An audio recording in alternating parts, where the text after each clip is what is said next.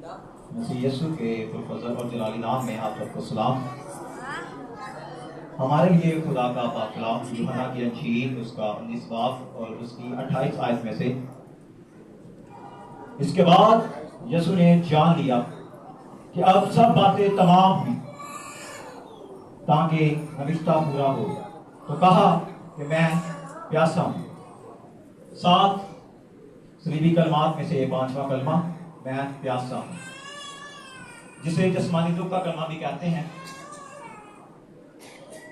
मैं प्यासा हूं। मुल्क फलस्तीन की सख्त गर्मी में खुदा यीशु मसीह ने प्यास को महसूस की और कहा कि मैं प्यासा हूं। ये मुख्तसर से अल्फाज अपने अंदर सवालों का समुद्र छुपाए हुए हैं, क्योंकि यीशु वो हस्ती है जो खुद समुद्र, दरियाओं और चश्मों को पैदा करने वाला है। अगर हम प्यास की शिद्दत की बात करें तो उस अमीर आदमी का जिक्र इसमें जरूर होना चाहिए कि जो बाप इब्राहिम से पानी के चंद कतरों के लिए इंतजार करता है। और दूसरा वाकया हाजरा का है, जो अपने लिए और अपने लगते जिगर के लिए पानी की तलाश में मारी मारी फिरती है। और आज वो हस्ती प्यासी है जो सामरी औरत से कहता है कि अगर तुम मुझसे पानी मांगती तो मैं तुझे वो पानी देता जिसे पीकर तू हरगिज प्यासी ना हो।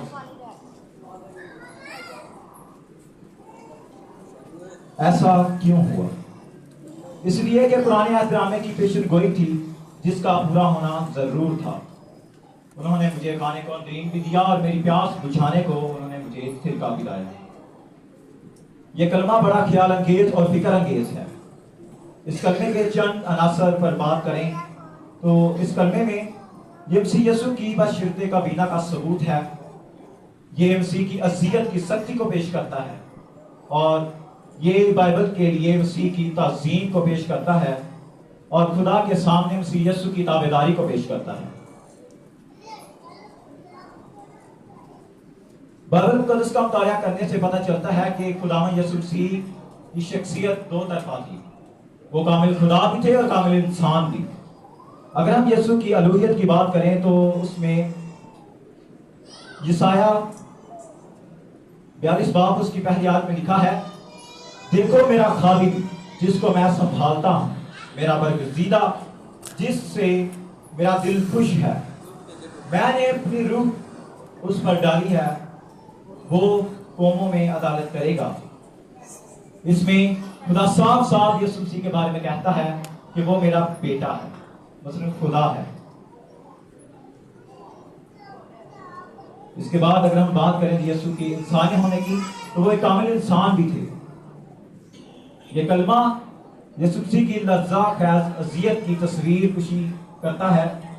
इससे कबल गत्समनी बाग में जब यीशु दुआ कर रहा था तो उसके पसीने की बूंदें खून बनकर टपकती थी।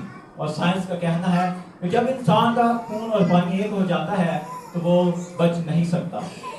ये यीशु पर इस अज़ियत भरी घड़ी थी कि जब यीशु चाहता था कि अगर हो सके तो ये प्याला मुझसे टल जाए, लेकिन यीशु ने कहा कि ऐ बाप मेरी नहीं बल्कि तेरी मर्जी पूरी हो। उसके बाद यीशु को पकड़ लिया गया और कैफा के सामने पेश किया गया। आधी रात तक उससे पूछगीछ की गई और उसके बाद पिलातुस की कचहरी में उस पर फैसला सादिर हुआ। उसके बाद जब यीशु को सलीब उठाकर गत्समनी बाग, उसके बाद जब कलवारी पर ले जाया गया तो वहां खुदा यीशु मसीह को हाथों और पांव में कील लगाई गई। 3 घंटे मुसलसल सलीब पर रहने के बाद खुदा यीशु मसीह ने कहा कि मैं प्यासा हूं।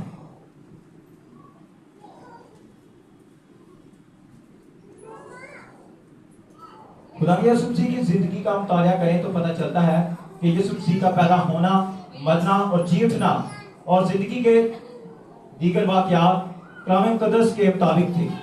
यीशु बाइबल को अपनी जिंदगी में आला और अफजल दर्जात देता था। ये 5वां कलमा भी पुराने अहदनामे की एक पेशन गोई थी जो पाया तकमील तक पहुंची है। ये खुदा की मर्जी के सामने मसीह यीशु की ताबेदारी को जाहिर करता है। समुद्रों दरियाओं का खालिक प्यासा है, जिसने थोड़े दिनों पहले यरूशलेम में खड़े होकर कहा, अगर कोई प्यासा है तो वह मेरे पास आकर रहे। यह हमें यूहन्ना की अंजील उसके 7 बाब और उसकी 37 आयत में लिखा हुआ मिलता है। इसके बाद इस्राएल की चट्टान जो अपनी कुदरत से पानी पैदा कर सकता था, जिस के कहने पे काना गलील का पानी मह बन गया था, लेकिन अब वो खुद प्यासा है।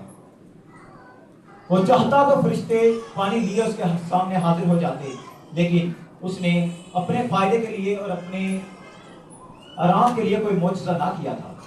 कलाम मुक़द्दस की ये पेशन गोई थी कि वो प्यासा होगा, इसलिए उसने कहा कि मैं प्यासा हूं। अपनी प्यास का इजहार करते हुए यीशु ने ये दुख भरे अल्फाज कहे थे। वो इंतहाई दुख और मुसीबत में भी अपने बाप की मर्जी को मुकद्दम ठहराता था। मेरे अजीजों, ये यकीन है कि आज भी यीशु प्यासा है और वो हमसे हमारी माफी का प्यासा है कि हम अपने गुनाहों से माफी मांगे। और मेरे अजीजों, आपको इस चीज का इंतजार है, आए मेरे यीशु के पास आए ताकि उससे माफी मांगे, उससे निजात हासिल करें। मुझे यकीन है कि आपने इस कलमे से जरूर बरकत हासिल की होगी। हमारे खुदा के वसीला से आमीन।